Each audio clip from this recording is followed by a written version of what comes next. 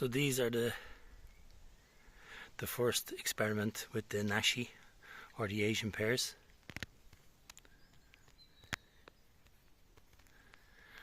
Unfortunately, the one that broke, it's still putting in growth, but it's damaged. It's going to be weak. I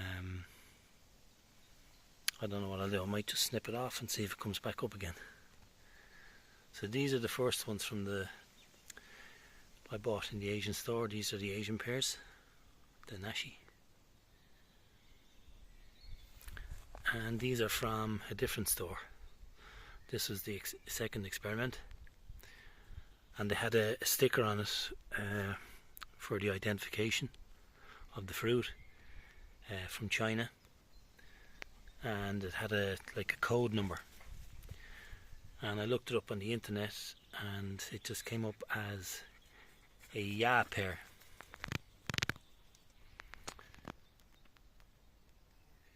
An Asian pear.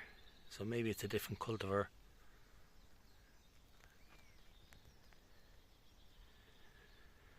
But they look strong, they look healthy, and they're growing. So yeah, that's about 8 inches, 9. Same here. They're growing well.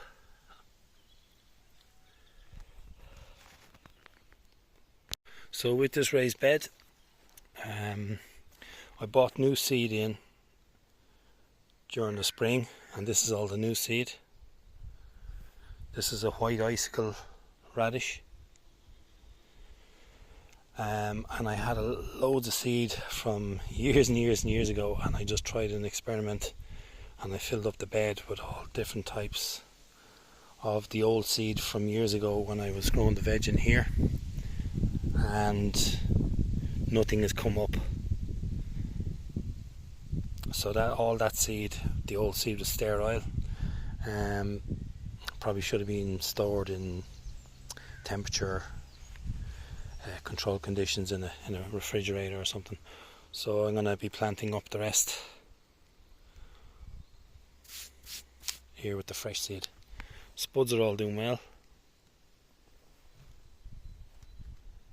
The futsu hasn't come up yet.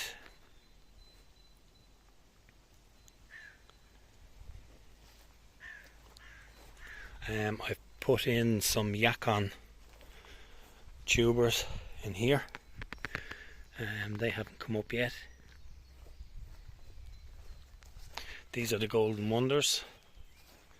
They haven't come up yet. They had no sprouts, so they're going to need a little extra time, but they're going to be in that pot for several months anyway, so we'll see how we get on. But so far so good with the Purple Rain potato and the Sarpo Mira.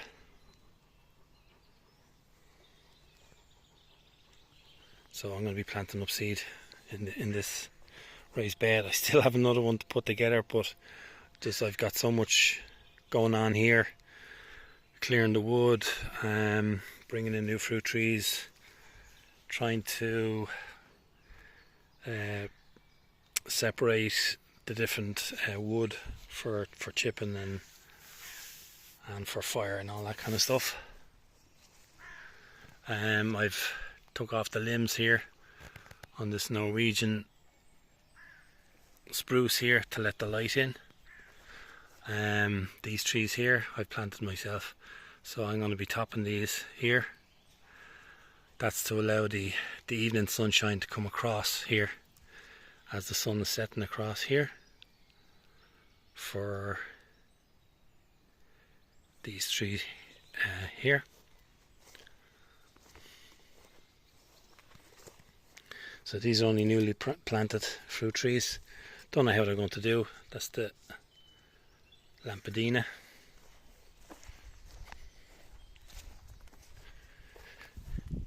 This is the Meyer. It's a kind of a hybrid lemon. But I was kind of worried that it was going into this, it's not dry in here. It's It was fairly wet now, but I did amend the soil a little bit and I've planted it onto a mound. But we can see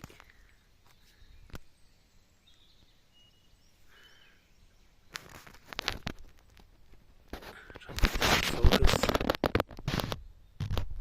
Yeah, we got some new growth happening here, so we'll see how we get on.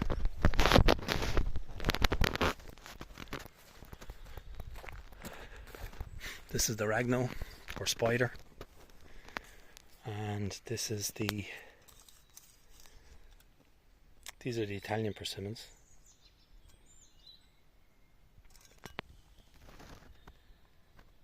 I want to see how these do here.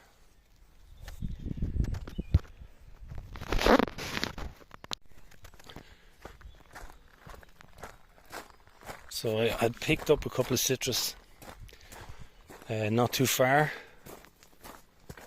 away, and this is a different experiment. So all the other citrus are in the front garden,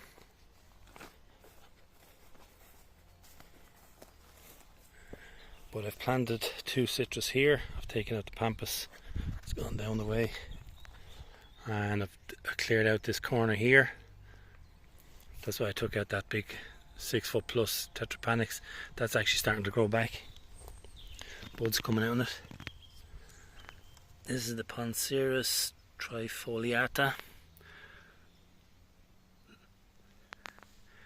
This is basically like a crab apple of citrus. So what will happen is I will be trimming off, when the time comes, trimming off the branches on the side leaves, the growth, chopping the top and grafting. Hopefully, that's the plan anyway, an edible citrus. So you can see I don't know if you can pick it up, but this area it's planted into the top of a mound.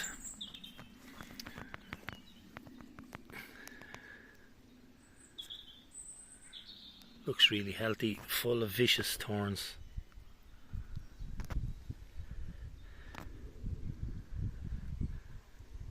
So yeah, like these thorns here will all be, the branches will be all stripped off, and then when this thickens up I want to get it nice and really strong, and I'll cut the top off and then graft into it.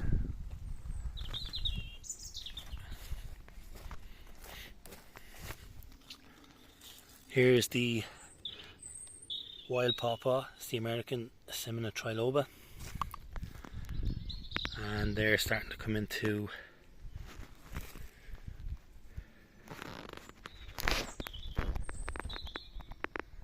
leaf now. They're what, 1, 2, about 3 foot tall from here, 3 foot from the top of the pot. I have cultivar varieties, they're a little bit slower. The wild pawpaws just seem to be probably a little bit older and they're coming into leaf sooner. So I've got pawpaws here. Here's one that's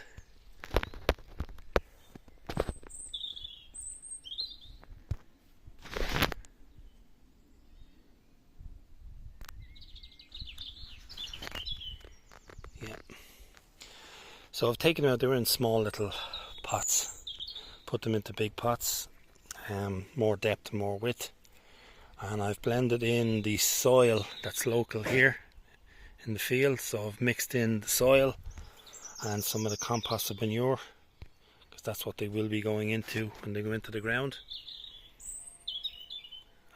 and giving them a really good soak.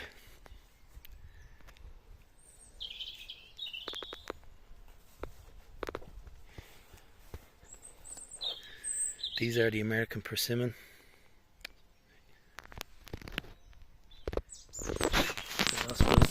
Virginiana. Just see little buds are coming in and out. These are really slow. They're barely over a foot. So the wild pawpaw and the wild persimmon, they're going to be going down into the wood. They will be the upper canopy of the fruit trees that go in there.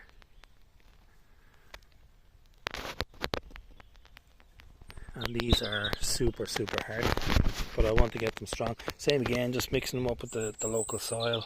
Took them out of the small pots. The composted manure which I use. These are some, so the fruit trees, or a lot of the smaller kind of fruit bushes, berries, I had it to planned on doing them next season. But they were available and I went for it. So I picked up these fruit bushes here, shrubs. Max is up to something. Yeah, look, I knew he was up to something. Here, give it to me. Oh boy.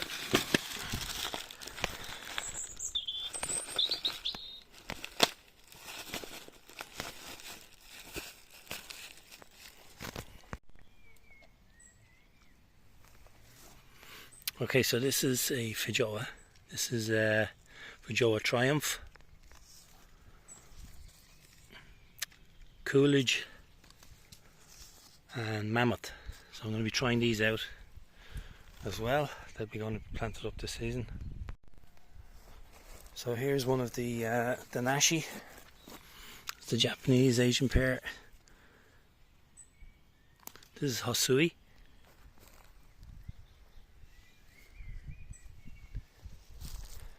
And I've checked under the mulch where the cardboard is, and the ground is still damp. It's not dry. I haven't had to water these in. These went down in the middle of winter. So when you mulch heavy and you put your cardboard down to suppress you must put the cardboard down to suppress the weeds from coming up. If you just put the bark mulch down on the ground, those weeds will just grow up through it. But where the cardboard is underneath, that helps to kill off the... So this is another Japanese. This is Shinseki.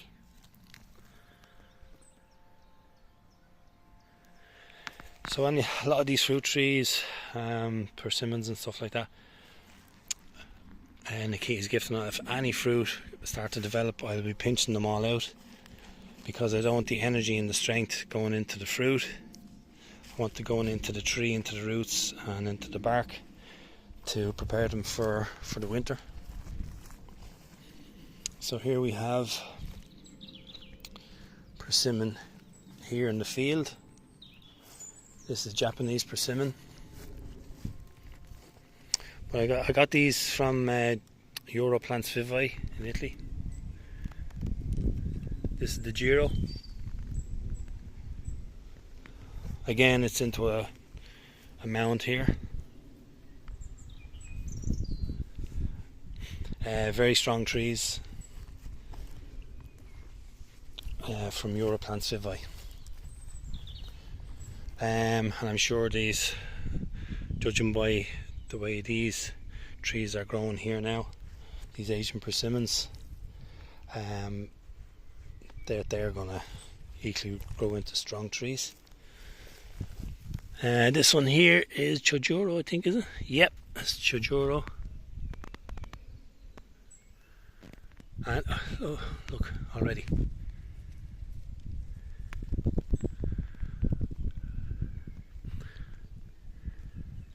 Now I've read that the Japanese persimmon, or it's probably for all, not the persimmon, sorry, the nashi trees, that they are very, very vigorous, and that can also depend on the rootstock. I think that's the rootstock there, Kirchenshaler. So they're all looking healthy.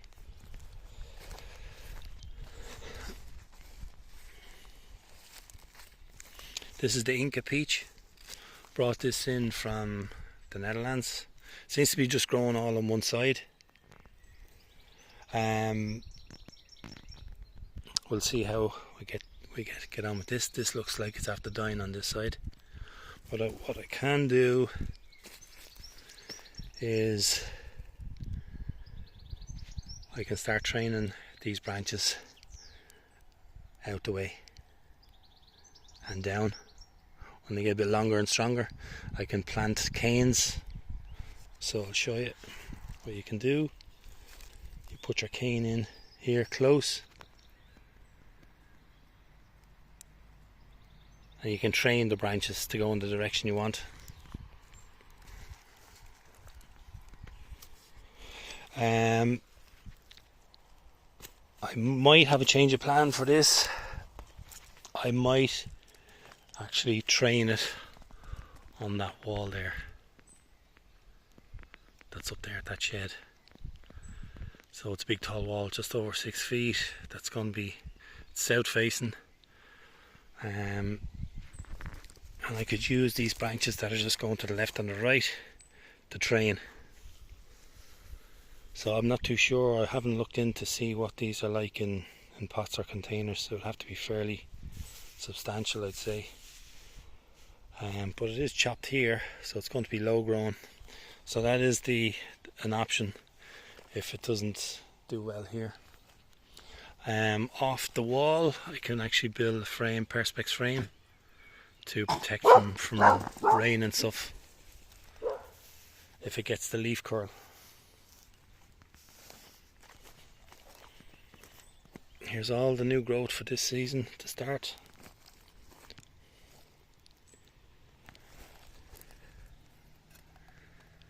And this is a Stanley plum.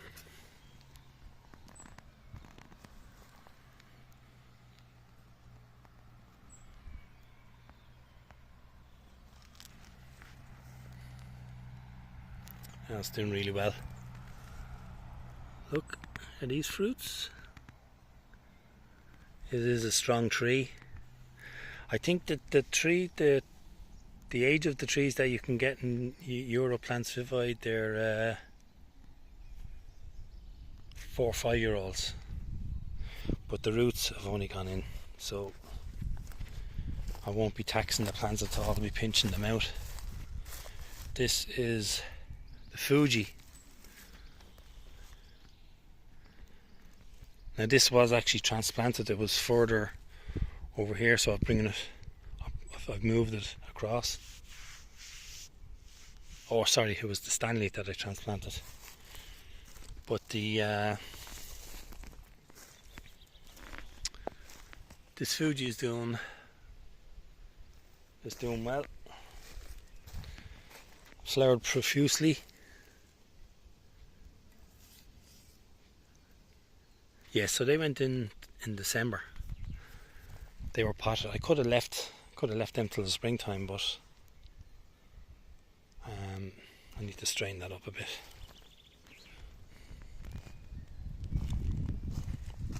It's all doing well. So I've no weeds coming up. The weeds aren't going to be taking any of the nutrition that I've added when I amended the soil with the compost manure.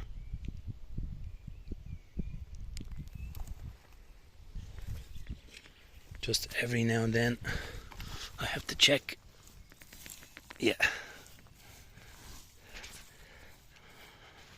That the rootstock isn't covered. Don't cover your rootstock. Just keep an eye on that. So that's the top of it there.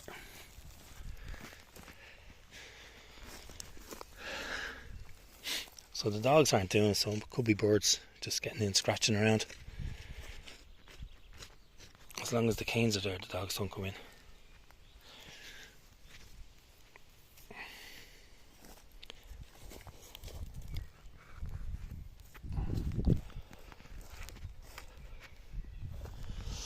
Right, so this is another plant that I brought over from France. Promesse de Fleurs. I've bought a lot of stuff from them lately, and this is a Cornus Mas. This is a European cornelian cherry.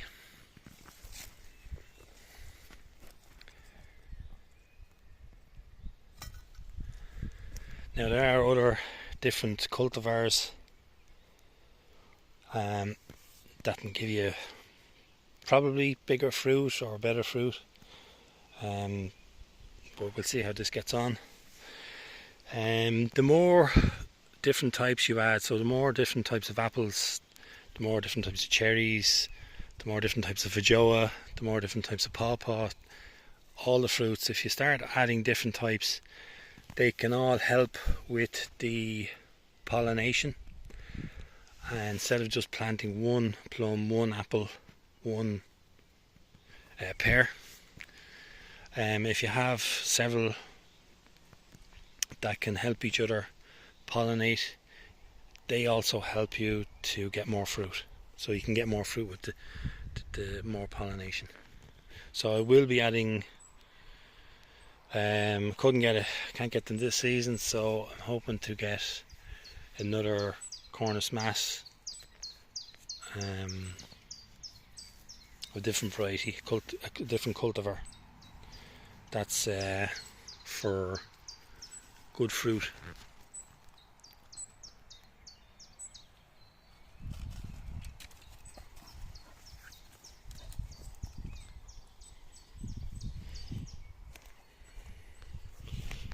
So we'll cross here.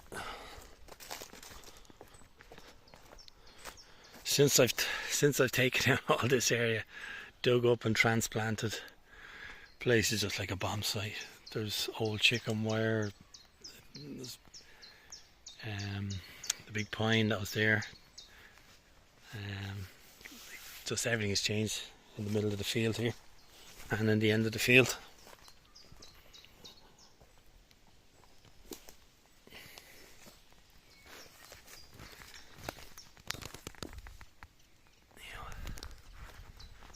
This is just a local native fern. It looks fantastic.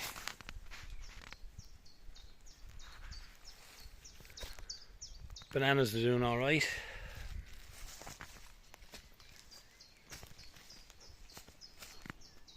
So here's the Michelin cider apple tree. This is from Normandy. And I wasn't too sure if I had done the right thing or the wrong thing, but I've looked at a lot of videos and it says when you go in and you absolutely hack back a fruit tree. Obviously there's probably a good time and a bad time to do it. It's only good for the tree. So all the branches that I've cut back have all started to throw new growth. Got some flowers here. I still haven't given this a feed. I'm going to leave this for another day or two, and I'm going to go in and mulch it with compost and manure and give it a feed with some chemical fertilizers.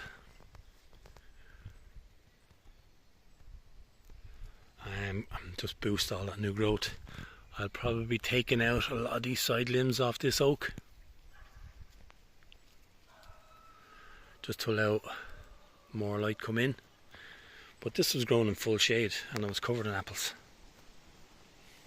This is the Spartan apple tree.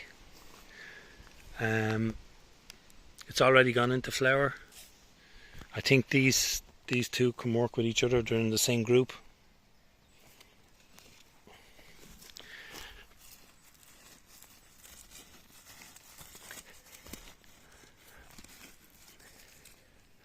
Okay, so there's the top of the graft. Spartan. There's a nice shape to this. I'll probably train this one out this way. It's a Canadian variety, so no doubt it's going to handle any kind of winter condition that's thrown at it here in Ireland. We don't get any of the harsh winter conditions that Canada would have. This is a Mirabelle de Nancy, and it's got a beautiful shape. So this is an ancient an ancient plant, believed to be from the Caucasus or the Middle East, and then I think it was the Romans brought it across into Europe and into France, and then this cultivar was basically developed then in France for a long time, but it looks super healthy. It's already, look, all the new growth.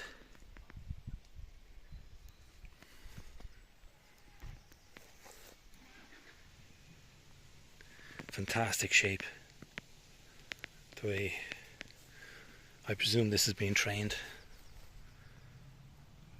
Really fantastic.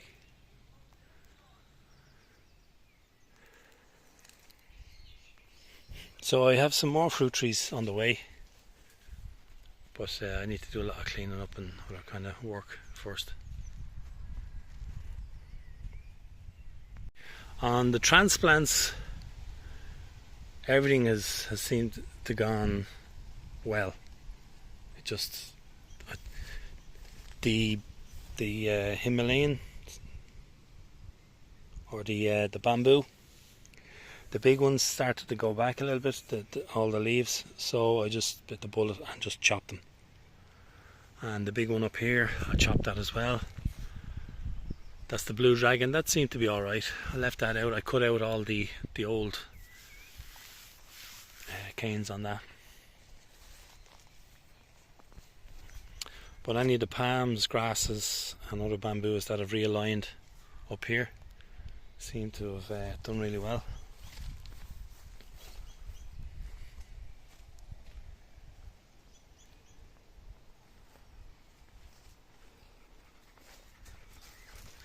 Here's another big bamboo. So I just left the smallest of growth down at the end here. Soaked it and put a really heavy compost manure mulch on it.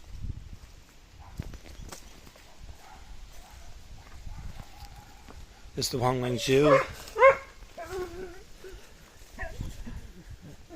Now the good thing is, if these die, I have smaller ones that I took from last season, so not all is lost.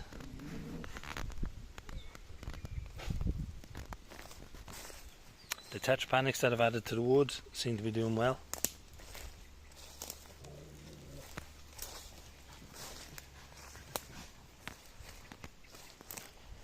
There's an oak.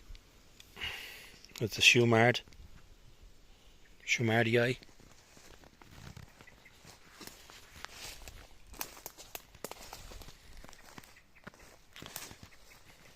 That's the Balkan pine that was down the end. I've brought them up.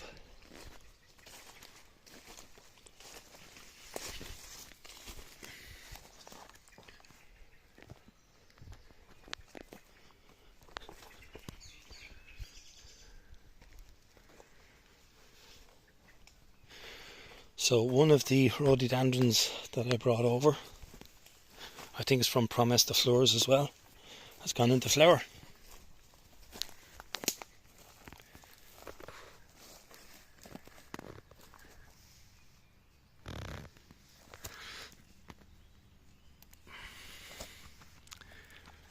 This is the Albert Schweitzer.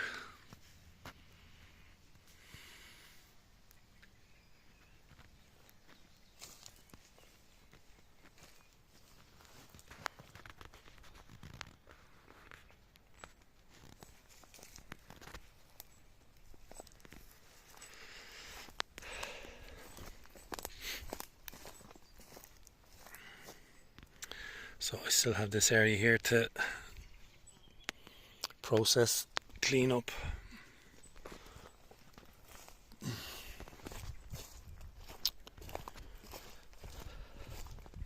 After getting the new chain on the chainsaw and getting the last of the trees down, when I was going to start cutting through the logs, the chainsaw basically stopped working. And I had to get that looked at and fixed. So yesterday I went out contradicting myself again. I just wanted to get some of these logs up out of the way and get them into the pile. I went out and bought a cheap axe.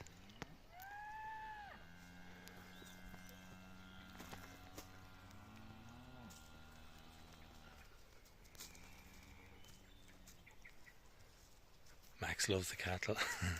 They always draw his attention.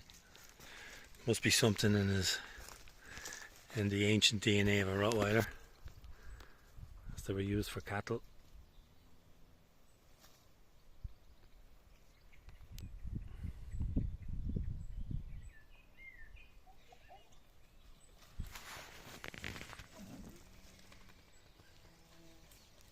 Yeah, it's gone over.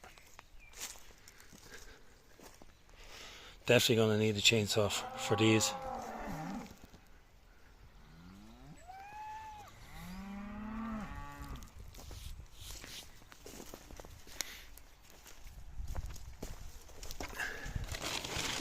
So I brought down this tarp yesterday just to check it out. I think it's a 5 metre by 3 metre and barely covering the top, over the top here.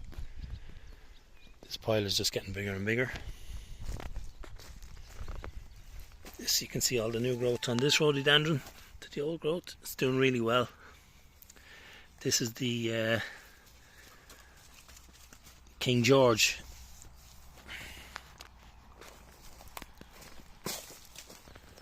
It's a Lodorai.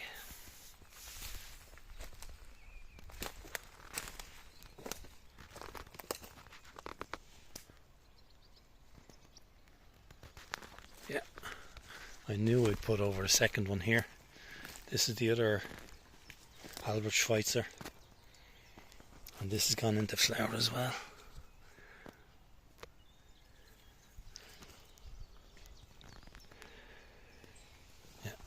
So I've bamboo here, I've eucalyptus, a couple of eucalyptus, they will bamboo over here. They're all going to have to come up into the wood or move right up onto this line here.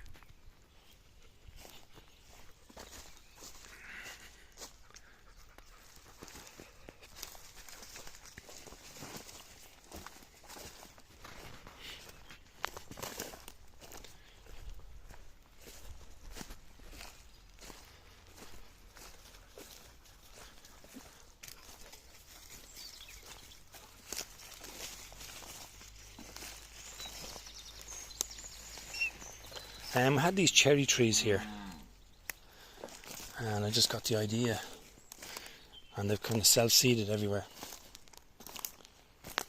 I'm just wondering, see them here as well, would it be possible to, what have you got? To graft onto a wild cherry tree? I'm not too sure. Bamboo, that's going to have to move up. Yeah, so I can't come in with the other trees and plant up in here yet.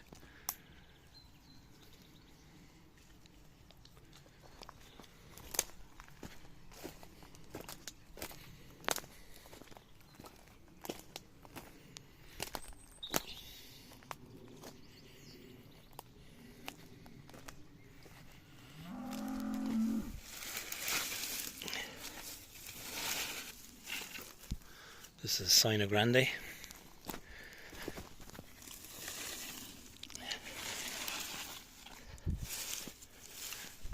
And they've done really well since I've put them in. See all this new growth opening up.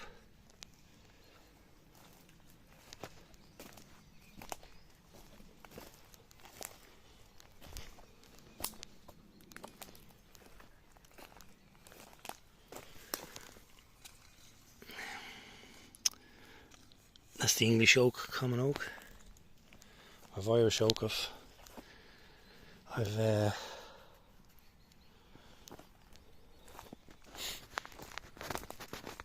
I sowed the seed of the oak. The Irish oaks. Another rhododendron. No, that's not the rhododendron.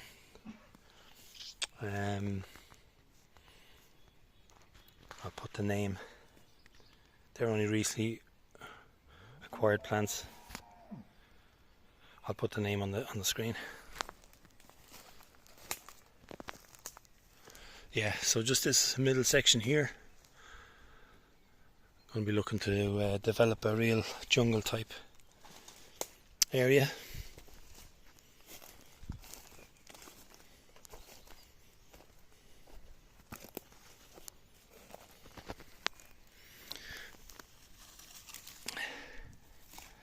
This is another rhododendron that's really struggled.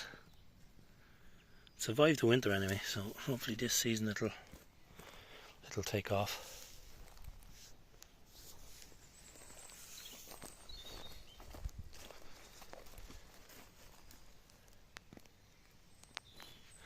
Some of the new Schefflers are doing well.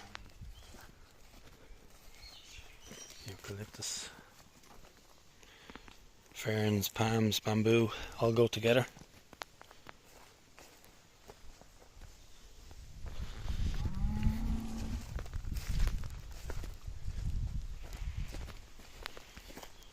Oh yeah, here's one of the sections that came away when I was digging up the Huanglin Zhu. And it was just a single cane, and I didn't chop it back.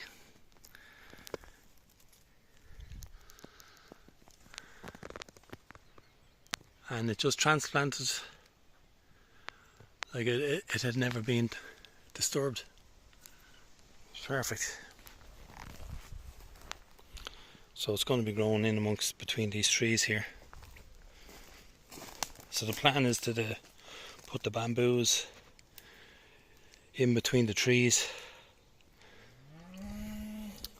and up against other bamboos, where they have to compete and kind of keep each other in control. And if things get out of control, you can always just get a little bit of water, a bit of herbicide, job done, take them out.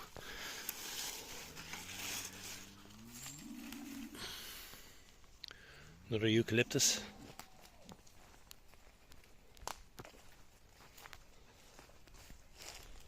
Here's another section of that I didn't cut, the Huanglin Zhu. And the leaves are just perfect. So it's just hemmed in. It's actually quite hard to find space in this middle area with the wood because of the kind of the mature trees that are here.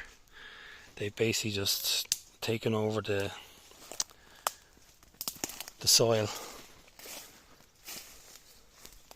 It's very hard to dig out a spot without any roots.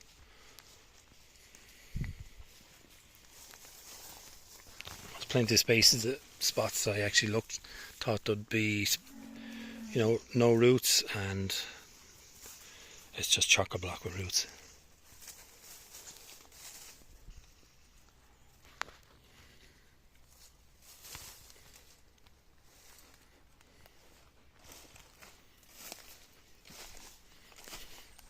There's another Scheffler that went in recently, Schwelliensis.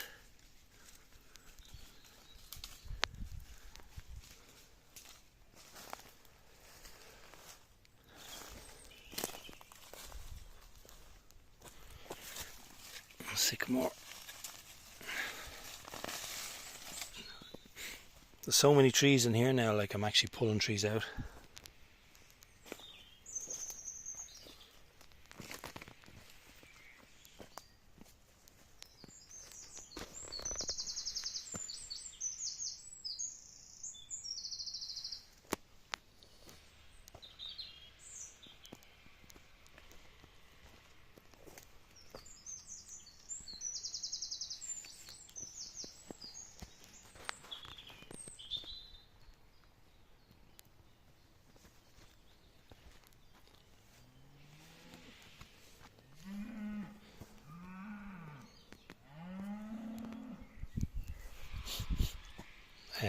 some of the willow, the big willow that was in here, that I've used for sticks around the different plants to protect them.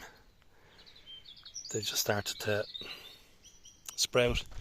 I've actually gone over and mixed a few on the new jungle pathway. They create a lovely arching canopy, kind of long lance shape leaves.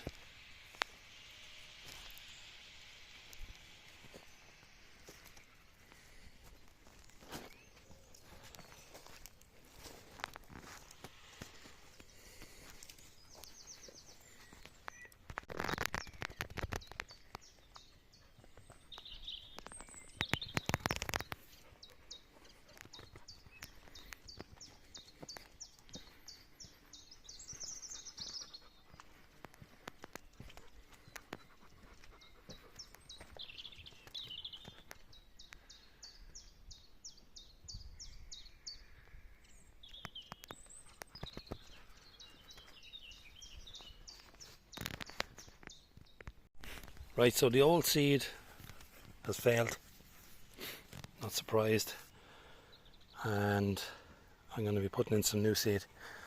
So these are vegetables that greens have grown before. Mizuna, the komatsuna, I haven't grown that one before. Daikon radish I've grown before. The Chinese chives or garlic chives I've grown before. That's another daikon. So I'll just be planting these into the areas marked out.